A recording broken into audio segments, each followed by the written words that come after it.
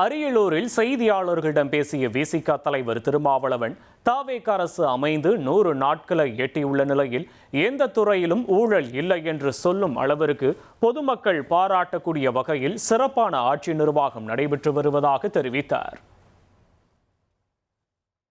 இந்த 100 நாள் ஆட்சி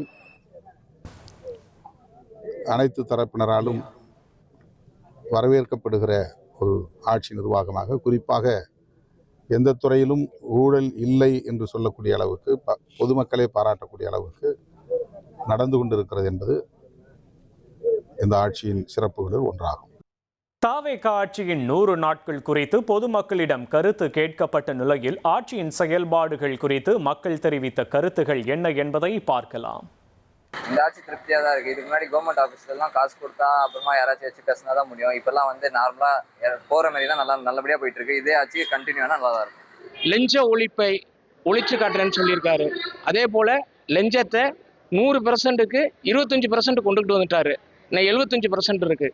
அந்த 75% கொண்டு வந்துட்டாருனாக்க இன்னும் 10 ஆண்டு காலம் டிவிக்கு ஆட்சி தான் நிற்கும். நிரந்தரமான ஆட்சி. சிங்கப்பெண் படை திட்டம் ஒன்று இருக்குது. அடுத்து பார்த்தீங்கன்னா இப்போ வேளாண் பட்ஜெட்டு இன்னும் நிறைய சொல்லினே போகலாம். குறிப்பாக சொல்ல போனால் அரசு அலுவலகத்தில் பார்த்தோன்னா லஞ்சங்கிறதே கிடையாதுங்க. முன்னெல்லாம் ஒரு வேலைக்கு போனால் இழுக்கடிப்பாங்க. இப்போ அந்த மாதிரிலாம் பிரச்சனையே கிடையாதுங்க. போய் நின்றா ஒரு நாள் 2 நாள் வேலையை முடிச்சிடுறாங்க. லஞ்சங்கிறது அறவே இல்லைங்க. வெளிப்படையான அரசு நடக்குது. சொல்லிடுற மாதிரி நாங்கள் ஒரு 100 குடும்பம் கிட்ட இருக்கோம். பசங்க மட்டுமே இங்கே வீட்டில் ஒரு 100 பேர்லேருந்து 200 பேர் குழந்தைங்க இருப்பாங்க. நிறைய பேர் ஸ்டடீஸ் எல்லாம் பாதிக்குது. இப்போ அந்த கேஸ்ட் சர்டிஃபிகேட் இருந்துச்சுன்னா நல்லா இருக்கும்ன்றதை நாங்கள் சொன்னதுக்கு இன்னைக்கு டிவிகேல சேர்ந்த கார்த்தி அவர் வந்துட்டு எங்களை ஆர்கனைஸ் பண்ணிட்டு இப்போ கலெக்டரேட் வந்துருக்கோம். திரும்ப நாங்கள் அந்த சர்டிஃபிகேட் கொடுத்துட்டாக்கா கலெக்டர் கிட்ட நாங்கள் அந்த மனு கொடுத்தோன்னா கண்டிப்பாக இந்த ஒரு ஹோப்ஃபுல்லாக நல்லது நடக்கும் நாங்கள் நினைக்கிறோம். அந்த பட்ஜெட் கூட்டத்தொடர் முடிச்ச உடனே இன்னும் அதிகமான சிறப்பு செய்திகள்லாம் நிறைய வெளியே வரும்னு எதிர்பார்க்குறோம். இந்த 100 நாள் ஆட்சி புதுமையான ஆட்சி, பொற்காலமான ஆட்சியா வரும். இந்த வெற்றி கழகத்தோட ஆட்சி ரொம்ப சிறப்பான ஆட்சி. இந்த தண்ணியை மெயின் திருச்சியை தண்ணியை தான் பொருளாதாரமா ஓடிட்டு இருக்குங்க. அந்த தண்ணியை காவேரிலையும் தண்ணி வரல, மழையும் பெய்யல. அதனால மக்களுக்கு ஒரு சரியான தீர்வுக்கான அந்த ஆட்சி ஒரு நடவடிக்கை எடுக்கணும். சென்னை பெருவெள்ளத்தின் போது ஏராளமான மக்கள் காலநிலை அகதிகள் போல தங்க வைக்கப்பட்ட நிலையை சுட்டிக்காட்டிய சௌமியா அன்புமணி, அத்தகைய மோசமான வரலாறு மீண்டும் உருவாகக்கூடாது என்று கவலை தெரிவித்தார். மேலும் திமுக ஆட்சியில் அமைக்கப்பட்ட திருப்புகழ் கமிட்டி கடந்த 2023 மார்ச் மாதம் சமர்ப்பித்த 600 பக்க அறிக்கையின் பரிந்துரைகள் இதுவரை பொதுமக்களுக்கு தெரியப்படுத்தப்படவில்லை என்றும் அந்த அறிக்கையை உடனடியாக அனைவருக்கும் தெரியப்படுத்த வேண்டும் என்றும் அவர் வலியுறுத்தினார். விமான கட்டண உயர்வை கட்டுப்படுத்துவது தொடர்பான வரைவு விதிகளை இறுதி செய்ய மத்திய அரசுக்கு 3 வார கால அவகாசம் வழங்கி உச்சநீதிமன்றம் உத்தரவிட்டுள்ளது. வரைவு விதிகளை விமானங்கள் பின்பற்ற தவறினால் விமானங்களை இயக்க விடாமல் தரையிறக்குங்கள் என்று எச்சரித்த உச்சநீதிமன்ற நீதிபதிகள் வழக்கின் விசாரணையை செப்டம்பர் 7ஆம் தேதிக்கு தள்ளி வைத்தனர். டெல்லி செங்கோட்டையில் பிரதமர் மோடி பேசிய நக்சல் சிந்தனை குறித்து கருத்து தெரிவிக்கும் போது தான் ஒரு அறிவுசார் நக்சல் என்பதில் பெருமிதம் கொள்வதாக கூறிய ப. சிதம்பரம், வெறும் அறிவுசார் நக்சல் மட்டுமல்ல, அவர் ஒரு முழுமையான நக்சல் என்று அசாம் முதல்வர் ஹேமந்த பிஸ்வ சர்மா குற்றம் சாட்டியுள்ளார். மேலும் நாட்டின் உள்துறை அமைச்சராக இருந்த காலத்தில் ப. சிதம்பரம் நக்சலிசத்தை ஒழிக்க நடவடிக்கை எடுக்காமல் வேண்டும் என்றே தவிர்த்தாரா என்பது குறித்து உடனடியாக விசாரணை நடத்தப்பட வேண்டும் என்றும் அவர் வலியுறுத்தியுள்ளார்.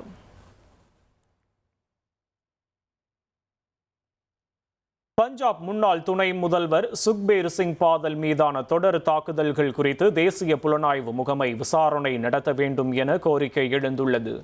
இந்த கோரிக்கையை அவரது மனைவியும் எம்பியுமான ஹர்சிம்ரத் கவுர் பாதல் மத்திய உள்துறை அமைச்சர் அமித்ஷாவுக்கு கடிதம் மூலம் தெரிவித்துள்ளார். இதனுடன் நாந்தேடு தாக்குதல், பொற்கோவில் துப்பாக்கிச்சூடு ஆகியவற்றை இணைத்து விசாரிக்க வேண்டும் என்றும் அவர் வலியுறுத்தியிருந்தார். மகாராஷ்டிரா மாநிலம் சோலாப்பூர் காய்கறி சந்தையில் கட்டுப்பாட்டை இழந்து மோதிய கனரக வாகனத்தால் பரபரப்பு ஏற்பட்டது. அதிகாலை 4:36 மணிக்கு நடந்த இந்த சம்பவத்தின் சிசிடிவி காட்சிகள் வெளியாகியுள்ளன. அதில் கட்டுப்பாட்டை இழந்த வாகனம் அங்கிருந்தவர்கள் மீது மோதி கோர விபத்து ஏற்பட்டது. உடனடியாக போலீசார் ஓட்டுநரை கைது செய்த நிலையில் விபத்திற்கான காரணம் குறித்து போலீசார் விசாரித்து வருகின்றனர்.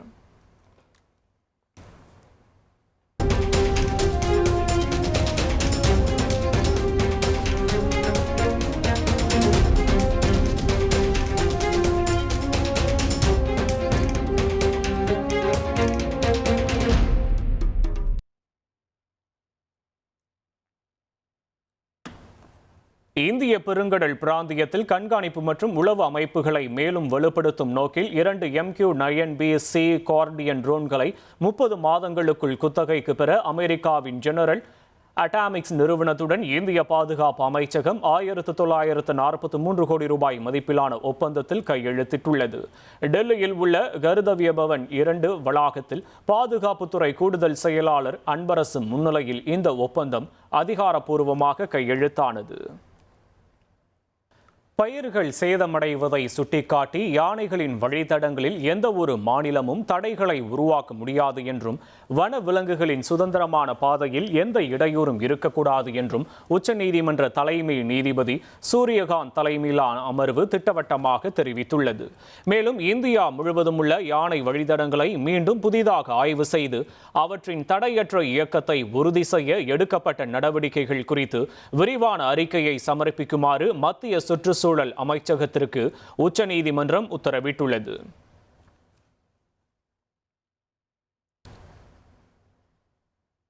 கன்னியாகுமரி கருங்கல் பகுதி தனியார் நர்சிங் கல்லூரி மாணவி கல்லூரி முதல்வர் துன்புறுத்தியதாக கூறப்படும் நிலையில் மாடியிலிருந்து குதித்து உயிரிழந்தார். முதல்வரை கைது செய்ய கோரி போராடிய மாணவர்கள் பெற்றோர்களை போலீசார் வலுக்கட்டாயமாக கைது செய்ததால் இரு மாநில எல்லையில் பதற்றம் ஏற்பட்டுள்ளது.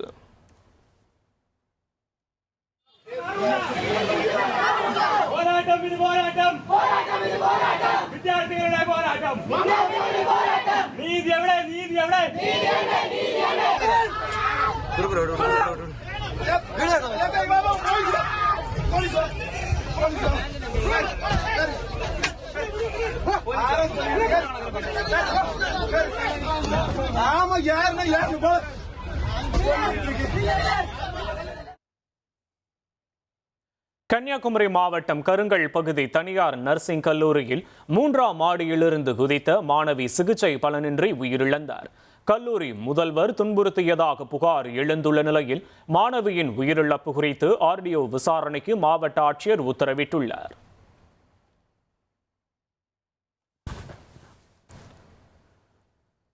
காஞ்சிபுரத்தில் இடம் கேட்டு தகராறில் ஈடுபட்ட மகன் போதையில் தந்தையை சரக்கு லாரி ஏற்றி கொலை செய்து தப்பியோடிய சம்பவம் பரபரப்பை ஏற்படுத்தியுள்ளது.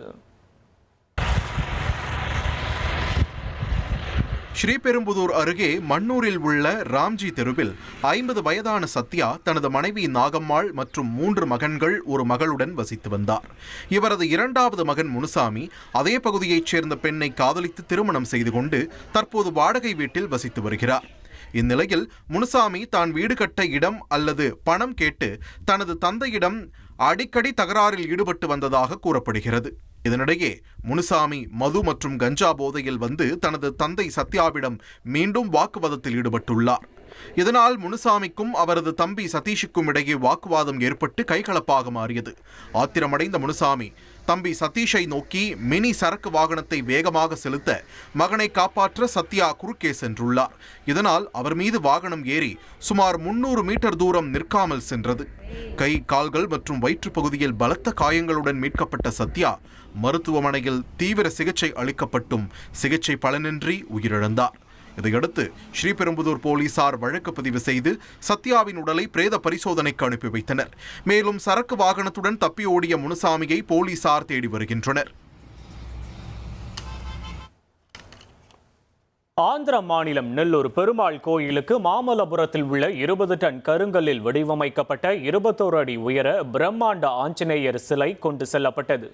5 மாதங்களில் 20க்கும் மேற்பட்ட சிற்ப கலைஞர்களால் வடிவமைக்கப்பட்ட சிலைக்கு பூஜைகள் செய்து 12 சக்கரங்கள் கொண்ட சிறப்பு வாகனத்தில் ஆந்திராவுக்கு அனுப்பி வைக்கப்பட்டது.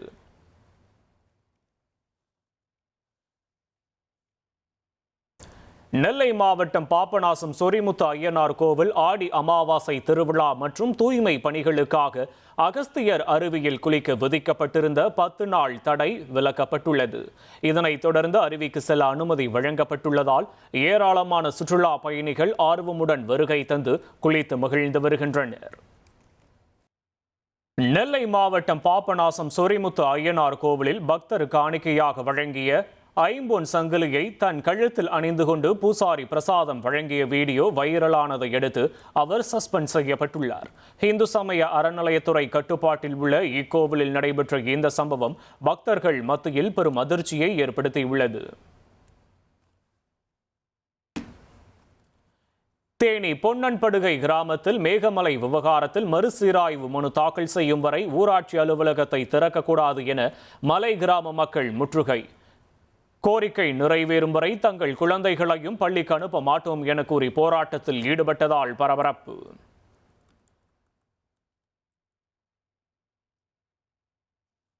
கிருஷ்ணகிரி மாவட்டம் மிட்டப்பள்ளி அருகே சாலையில் வைக்கப்பட்டிருந்த பேரிகார்டில் இருசக்கர வாகனம் மோதி 34 வயது இளைஞர் உயிரிழந்தார். எதிரே வந்த வாகனத்தின் வெளிச்சத்தால் பேரிகார்டு தெரியாமல் விபத்து ஏற்பட்டதாக கூறப்படும் நிலையில் விபத்து குறித்த சிசிடிவி காட்சி வெளியாகி பரபரப்பை ஏற்படுத்தியுள்ளது.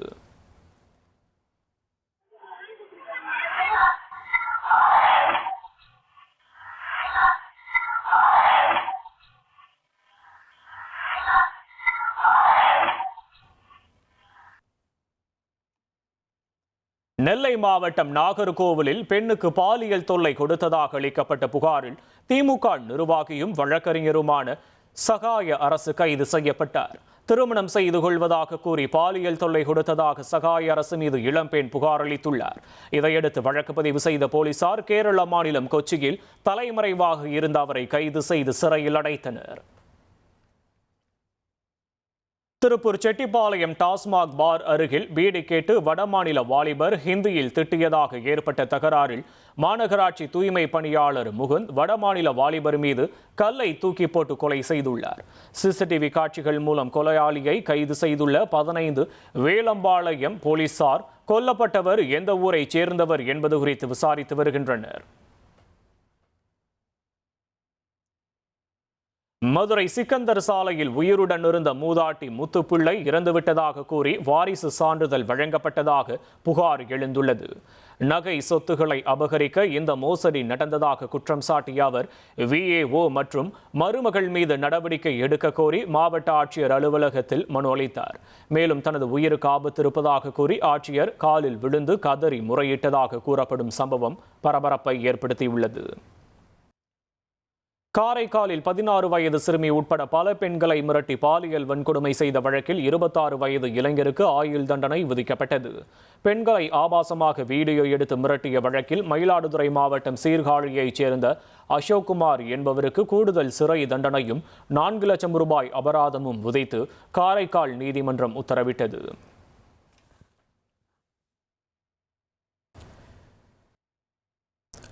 கேரள மாநிலம் பாலக்காட்டில் ஓணம் பண்டிகையை முன்னிட்டு பெங்களூருவிலிருந்து தமிழகம் வழியாக கடத்தி வரப்பட்ட 1 கோடி ரூபாய் மதிப்பிலான கொக்கைன், MDMA உள்ளிட்ட உயரக போதைப் பொருட்களுடன் கணவன் மனைவி உட்பட 3 பேரை போலீசார் கைது செய்துள்ளனர். வாடகை காரில் கடத்தப்பட்ட இந்த சம்பவம் குறித்து போலீசார் தீவிர விசாரணை நடத்தி வருகின்றனர். டெல்லி மெட்ரோவில் இளம்பெண்ணை ரகசியமாக புகைப்படம் மற்றும் வீடியோ எடுத்த CISF சீருடை அணிந்த வீரர் சிக்கினார். சக பயணிகள் அவரை பிடித்து காவல்துறையிடம் ஒப்படைத்த நிலையில் பணியிடை நீக்கம் செய்து துறை ரீதியான நடவடிக்கை எடுக்கப்பட்டுள்ளது.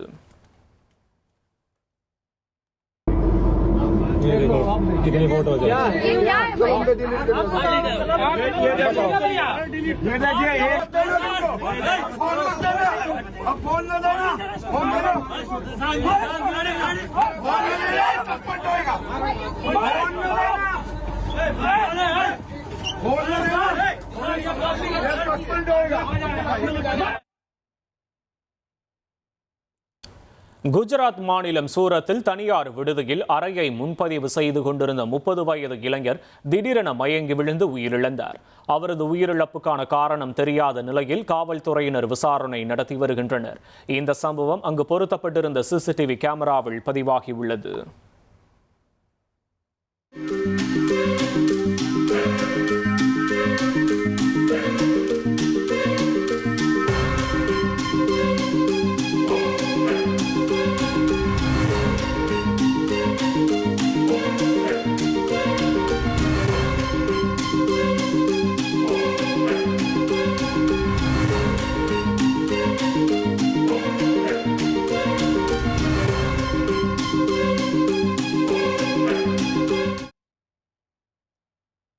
உத்தரப்பிரதேச மாநிலம் நொய்டா அரசு மருத்துவமனையில் நோயாளிக்கு செலுத்த வேண்டிய ஊசியில் பாதுகாப்பு பணியாளர் மருந்து நிரப்பிய அதிர்ச்சி காட்சிகள் வெளியாகியுள்ளது. இந்த காணொலி பரவியதை தொடர்ந்து பாதுகாப்பு பணியாளரும் பணியிலிருந்த செவிலியரும் பணி நீக்கம் செய்யப்பட்டுள்ளனர்.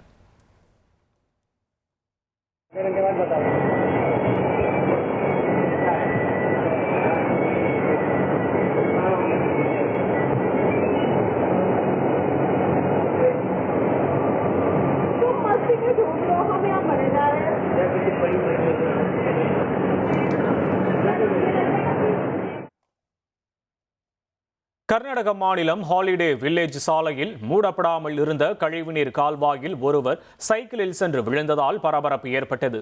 சைக்கிளுடன் கழிவுநீர் கால்வாயில் விழுந்த அந்த நபர் லேசான காயமடைந்தார். பலமுறை புகார் அளித்தும் இந்த கழிவுநீர் கால்வாயை மூடுவதற்கு எந்த நடவடிக்கையும் எடுக்கவில்லை என பொதுமக்கள் குற்றம் சாட்டியுள்ளனர்.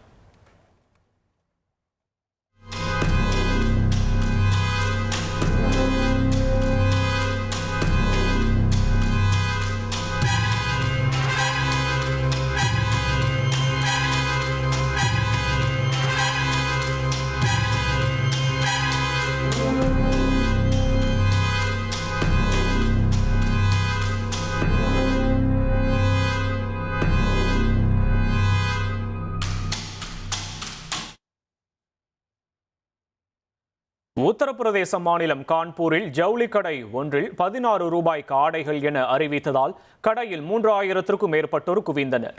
இதனால் கூட்ட நெரிசலை கட்டுப்படுத்த காவல்துறையினர் தடியடி நடத்தினர். மேலும் கடை உரிமையாளர் உள்ளிட்ட 2 கைது செய்தனர்.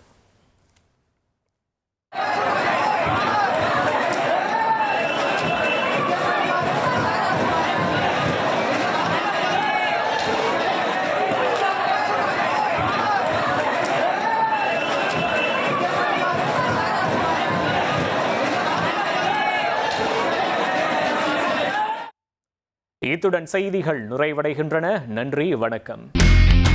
இனி செல்லும் இடமெல்லாம் செய்தி. தந்தி டிவியின் வாட்ஸ்அப் சேனலை ஃபாலோ பண்ணினா செல்ல இருக்கும் இடமெல்லாம் செய்தி. இதோ QR கோட் இப்பவே ஸ்கேன் பண்ணுங்க, ஃபாலோ பண்ணுங்க.